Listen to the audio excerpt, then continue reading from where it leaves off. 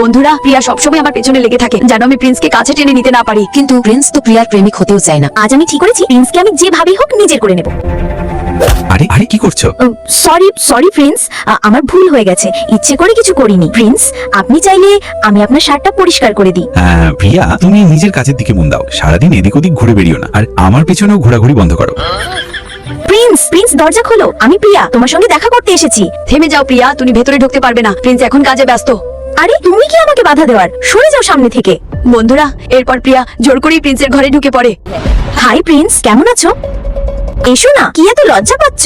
না প্রিয়া, তুমি এটা কি করছো?